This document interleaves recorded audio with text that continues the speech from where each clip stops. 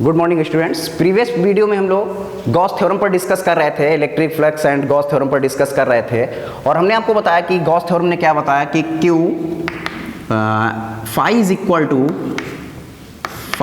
To Q upon epsilon not, ये बताया Gauss ने। ये हमने आपको प्रीवियस वीडियो में बताया कि phi is equal to Q upon epsilon not.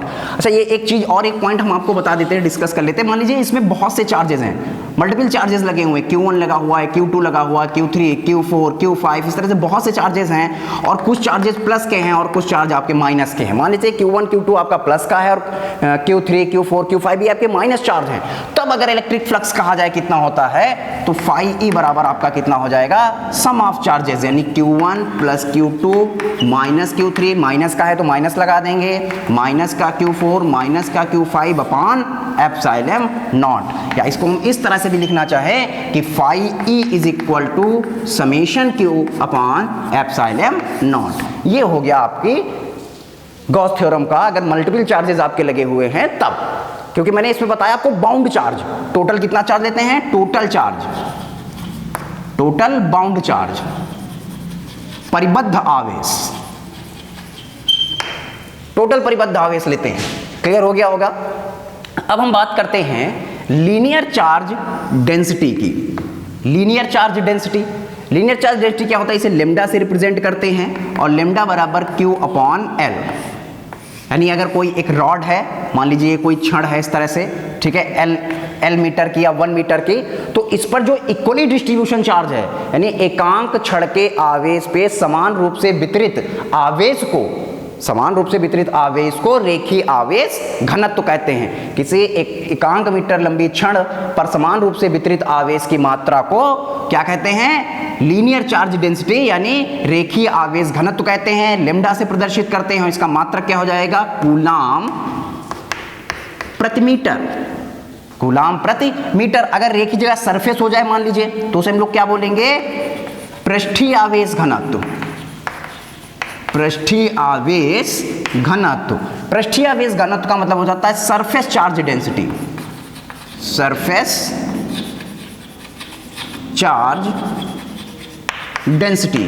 अगर सरफेस चार्ज डेंसिटी की बात करें तो सरफेस चार्ज डेंसिटी को हम काहे से प्रदर्शित करते हैं, सिग्मा से प्रदर्शित करते हैं, और सिग्मा बराबर Q अपॉन A। इसमें आप देख रहे थे एरिया था, ठीक है, क्योंकि हम बात वायर की कर रहे थे। अब हम बात सरफेस की कर रहे हैं, किसकी बात कर रहे हैं, सरफेस के। तो किसी भी सरफेस पे, किसी भी सरफेस पे या पर मीटर स्क्वायर, ठीक है, किसी भी यूनिट सरफेस पर इक्वली डिस्ट्रीब्यूटेड जो चार्ज होता है उसे हम लोग क्या बोल देते हैं, उसे हम लोग बोल देते हैं पृष्ठीय आवेश घनत्व कह देते हैं, उसे सरफेस चार्ज डेंसिटी कह देते हैं। सिग्मा बराबर Q अपॉन A। किसे एकांक क्षेत्रफल वाले, किसी एकांक क्षेत्रफल वाले पटल पर या चादर पर समान रूप से वितरित आवेश की मात्रा को जो है पृष्ठीय आवेश घनत्व कहते हैं, इसे सिग्मा से प्रदर्शित करते हैं। सिग्मा बराबर Q अपॉन A, इसका मात्रक क्या हो जाएगा, कूलाम प्रति मीटर स्क्वायर, इसका मात्रक हो जाएगा कूलाम प्रति मीटर स्क्वायर। क्लियर है। अब हम जो है गॉस की एप्लीकेशंस की बात करते हैं। पूछी आती, बोर्ड में आ जाती हैं गॉस की एप्लीकेशंस। कौन कौन सी हैं वो गॉस की एप्लीकेशन, उन पर डिस्कस कर लेते हैं।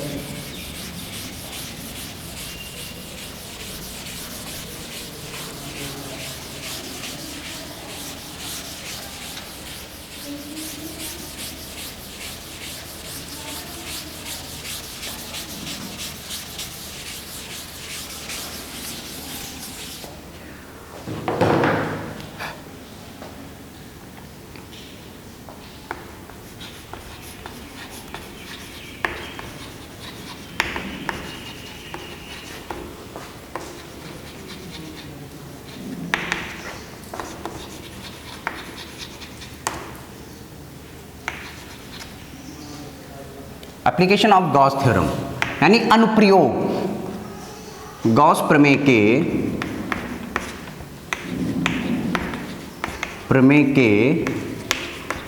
अनुप्रयोग। गॉस थ्योरम के एप्लीकेशंस की बात करते हैं, अनुप्रयोग की बात करते हैं, तो उसमें सबसे पहले जो आपका आ जाता है वो आ जाता है कि कोई इन्फिनाइट वायर का एक जो है इन्फिनाइट वायर है, उसके नियर अबाउट उससे जो पास वाला इलेक्ट्रिक फ्लक्स है वो किसा होगा, किसी अनंत लंबाई के क्षण के निकट वैद्युत क्षेत्र की तीव्रता, किसका प्रयोग करके, गॉस थ्योरम का प्रयोग करके। हमें इलेक्ट्रिक फील्ड चाहिए किसी वायर के सराउंडिंग चारों ओर, ठीक है, किसी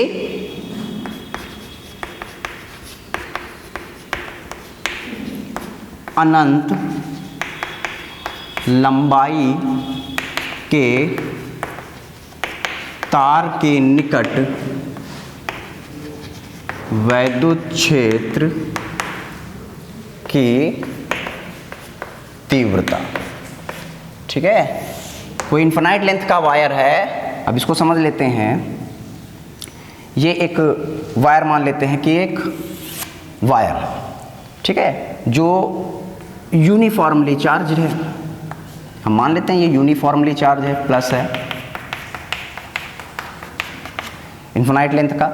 इसके चारों ओर क्या डेवलप हो जाता है, इसके चारों ओर एक इलेक्ट्रिक फील्ड डेवलप हो जाती है।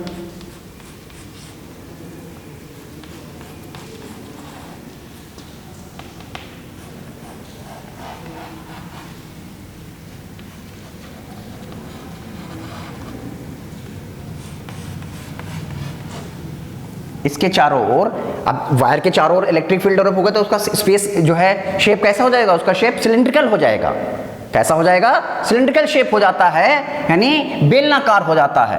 अब बेलन में तो दो सरफेस होते हैं, एक तो होता है क्रॉस सेक्शनल एरिया यानी ये वाला, और एक होता है कर्व सरफेस यानी CSA, curve surface area.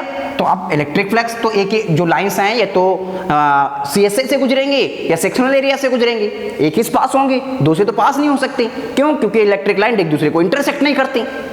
Electric force lines जो होती है एक दूसरे को इंटरसेक्ट नहीं करती, तो या तो इधर से पास होंगी या इधर से पास होंगी।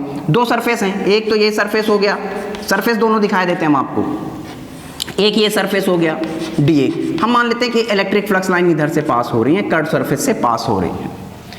ये जो डिस्टेंस है ये डिस्टेंस R मान लेते हैं, और ये जो आप लेंथ देख रहे हैं इस लेंथ को L मान लेते हैं। ये DA हो गया, दोनों आप सेम डायरेक्शन में देख रहे हैं, बीच का एंगल 0 हो जाएगा। ये यूनिफॉर्मली चार्ज है, प्लस Q चार्ज मान लेते हैं। क्लियर हो गया होगा सभी को। एक बार फिर से देख लीजिए कि ये एक इन्फिनाइट लेंथ का वायर है जिसके सराउंडिंग हमने मान लिया कि ये जो इलेक्ट्रिक फील्ड है वो डेवलप हो गई है, ठीक है। और इसका जो शेप हो जाएगा, इलेक्ट्रिक फील्ड का शेप बनाएंगे तो ये कैसा हो जाएगा, सिलिंड्रिकल हो जाएगा। वायर के चारों ओर शेप बनाएंगे, सिलिंड्रिकल हो जाएगा। ये सिलिंड्रिकल है, यूनिफॉर्मली चार्ज है, Q है। इसे R पॉइंट पर इलेक्ट्रिक फील्ड, किसी पॉइंट पर P पॉइंट पर हमसे पूछ रहा है कि इलेक्ट्रिक फील्ड कितनी है। इसका एरिया मैंने DA ले लिया और इलेक्ट्रिक फील्ड E मान लिया, और जो सिलिंड्रिकल का जो शेप माना है इसकी हाइट मैंने L मान ली। क्लियर। अब यहां से हम लिखेंगे by the definition of Gauss theorem.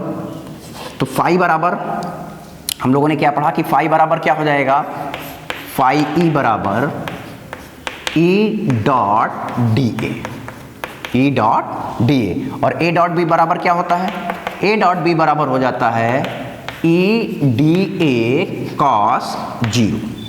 cos 0 की जो वैल्यू होती है कितनी होती है, cos 0 की जो वैल्यू होती है वो होती है 1। cos 0 की वैल्यू 1 होती है, तो यहां से फाई E बराबर आपका क्या आ जाएगा, EDA। हमें फाइंड आउट करना है, E को फाइंड आउट करना है, और यूज किसका करना है, एप्लीकेशन किसकी है, गॉस की। यानी गॉस थ्योरम का जो है, जो गॉस थ्योरम प्रूफ की थी उसको यूज करना है, और फाइंड आउट किसको करना है, निकालना किसको है, E को निकालना है। चलिए आगे देखते हैं। अब यहां से क्या हो जाएगा, फाई E बराबर, E तो आ जाएगा बाहर, और ये हो जाएगा क्लोज सरफेस इंटीग्रेशन। इसका जो इंटीग्रेशन जो है एरिया निकालें, मैंने कहा था एरिया के रिस्पेक्ट में करेंगे तो एरिया आ जाएगा, सिंस एरिया कितना हो जाता है 2 पाई RL, ठीक है। ये इसका एरिया CS से हो जाता है, कर्व सरफेस एरिया, पृष्ठ घनत्व, पृष्ठीय आवेश कितना हो जाएगा 2 पाई RL, 2 पाई RL हो जाएगा। तो यहां से फाई E बराबर, अगर हम लिखें फाई E बराबर तो कितना लिख देंगे, A into 2 pi RL। 2 pi RH होता है, H की जगह हमने L का इस्तेमाल किया है, तो यहां पर L हो गया फाई E बराबर। अब गॉस की प्रमेय से, गॉस की प्रमेय का अगर इस्तेमाल करें तो यहाँ पर Q अपॉन क्या लिखेंगे, एप्सिलॉन नॉट, यही तो गॉस ने बताया था। तो E और ये हो जाएगा आपका 2 पाई आर एल। तो E इज इक्वल टू लिखें तो कितना लिखेंगे, Q अपॉन 2 पाई आर एल, या चाहे तो यहीं पर छोड़ देते हैं इसको। अच्छा एक चीज और, Q अपॉन एल अभी हमने बताया था, Q upon L sense Q upon L बराबर किसके, लेमडा के।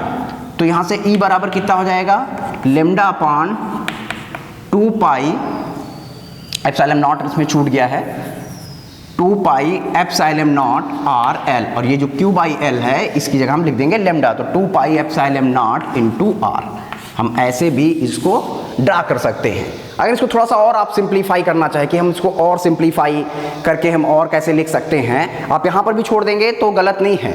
अगर हम लेकिन और इसको सिंप्लीफाई करके लिखें या इसका वेक्टर रिप्रेजेंटेशन कर दें कि वेक्टर में किस तरह से लिखते हैं, तो उसको भी समझ लेते हैं। आइए, तो हम कैसे लिख देंगे, 2 से मल्टीप्लाई कर दें तो इसको हम लिख सकते हैं इस तरह से, E बराबर 1 upon 4 pi epsilon not into 2 lambda upon R. इस तरह भी लिख सकते हैं, 2 से मैंने ऊपर और नीचे मल्टीप्लाई कर दिए तो ये 1 अपॉन 4 पाई एप्सिलॉन नॉट, इसको मैंने इस तरह से बना दिया क्योंकि इसकी वैल्यू हमें पता होती है। इसकी वैल्यू कितनी होती है, 1 अपॉन 4 पाई एप्सिलॉन नॉट की, इसकी वैल्यू 9 × 10 की पावर 9, ये वैल्यू हमें पता होती है, इस वैल्यूज के रूप में बना दिया। अगर इसे वेक्टर के रूप में लिखना चाहें, वेक्टर E, तब कैसे लिखेंगे, 1 upon 4 pi epsilon not 2 lambda upon R into R cap. ये हमने इसका वेक्टर रिप्रेजेंटेशन कर दिया। क्लियर है? तो ये हो गया गॉस थ्योरम का एक एप्लीकेशन, मैंने बता दी कि गॉस थ्योरम की एप्लीकेशन क्या होती है।